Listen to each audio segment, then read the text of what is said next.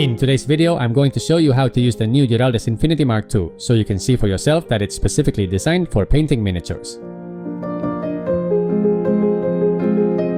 In previous videos you could see the differences compared to version 1, and one of the aspects that has been modified is the trigger.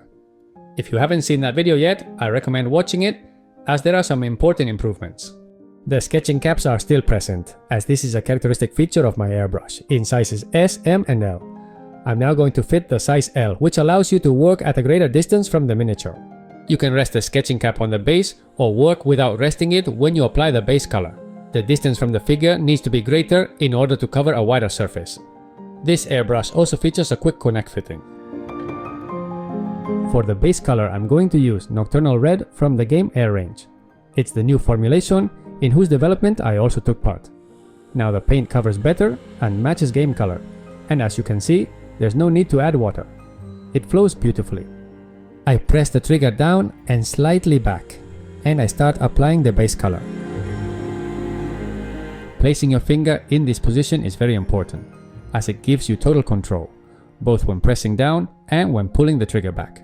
You always ask me how I achieve that level of control with the airbrush, and the trick lies in the finger position.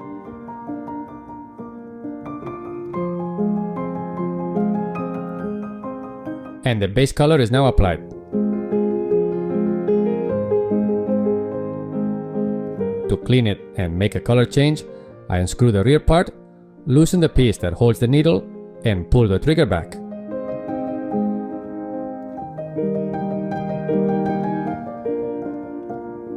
I also add a bit of cleaner and lightly clean the inside.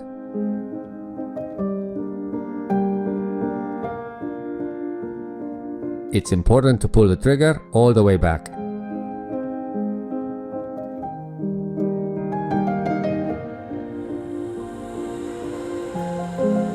Now I'm going to fit the size M sketching cap, which is ideal for working a bit closer, and I'm going to use Bloody Red from Game Air. I haven't added any water, and look at how the paint sprays, no clogging at all.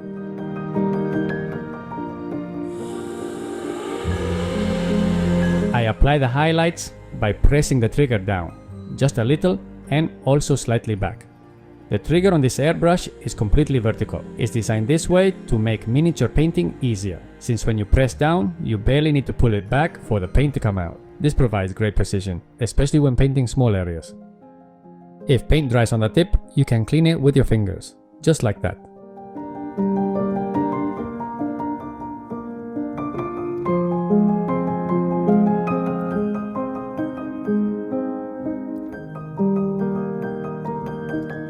Once again, I repeat the finger position on the trigger, which is where the trick lies. If you place your finger too far forward, you lose control of the trigger. If you place it the way I'm doing, you'll notice a huge difference in control.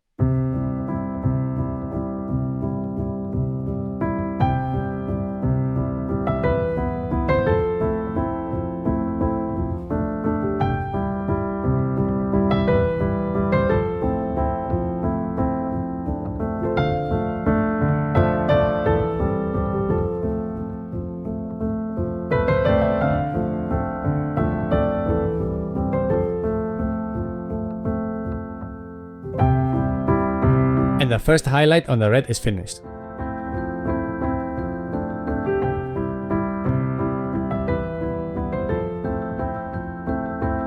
Now I change the sketching cap to size S.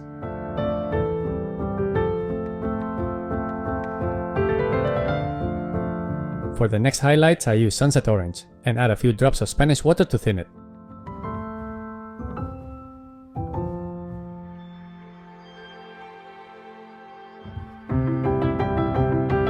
I test the mix on a piece of paper and the dilution comes out perfect. I give light taps on the trigger so the flow is smaller and more controlled. Using the trigger this way you can paint very small highlights.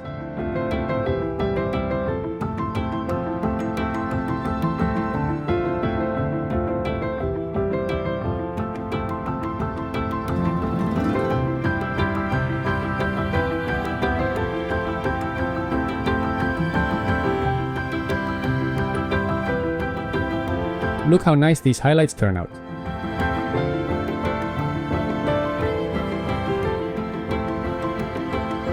Now, with bloody red, I thin it with Spanish water to apply glazes on the armor and reduce the intensity of the highlights.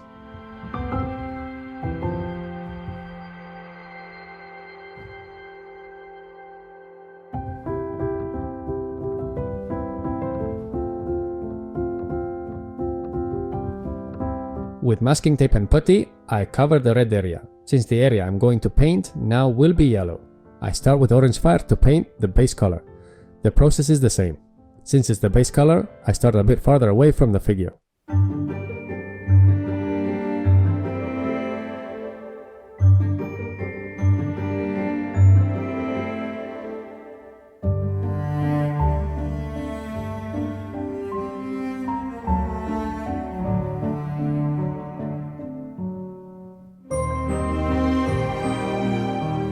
The base color is now applied. I do the first highlight with gold yellow. I put it directly into the airbrush, without adding water. I try to get closer to the figure, and apply the highlights, making sure not to cover the previous color. With this airbrush, you can do very fine work.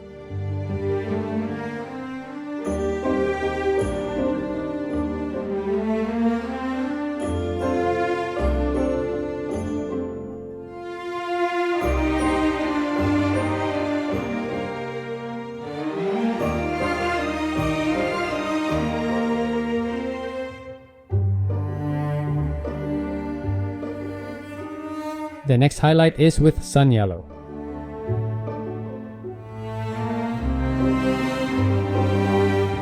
Pay close attention to my finger position on the trigger and how I'm pressing it.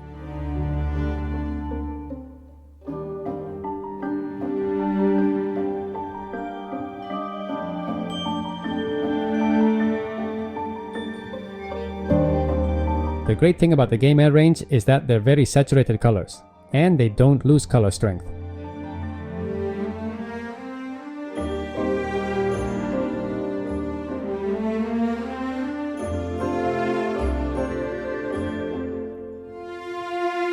With moon yellow, I continue with the next highlight.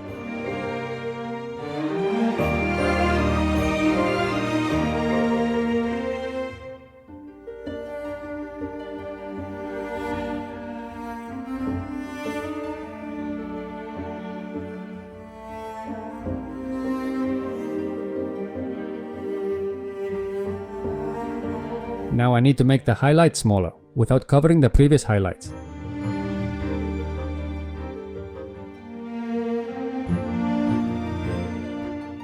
I remove the masking tape so I can better see the work done with the airbrush.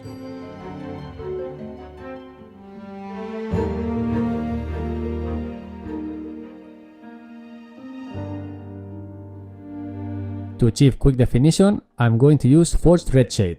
The finish is satin, but I'm not worried, since this figure is just so you can see how I work with the airbrush.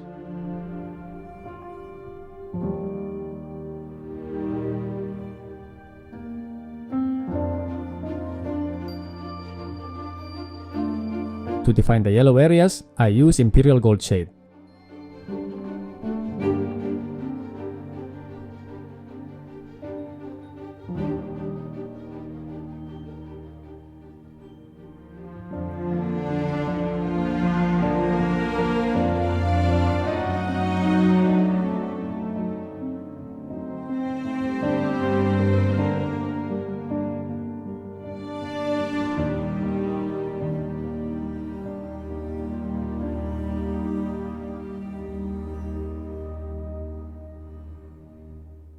Once dry, the shade has a satin finish.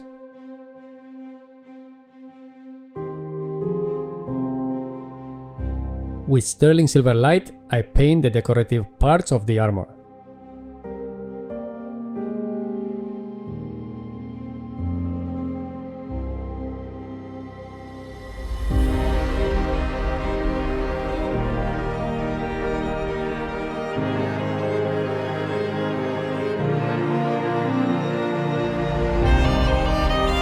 A single coat is enough. Now with silver shade, I apply a wash to achieve definition in those areas.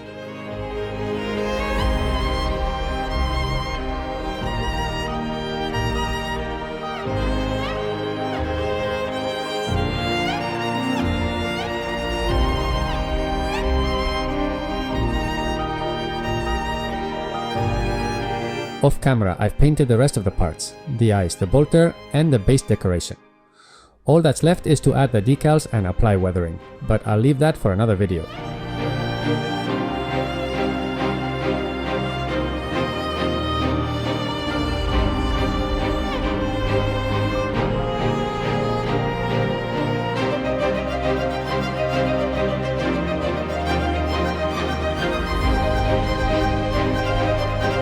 Finally, I wanted to remind you that a few days ago, my new book True Metallic Metal was released, where I explain how to correctly use the new Vallejo metallic range.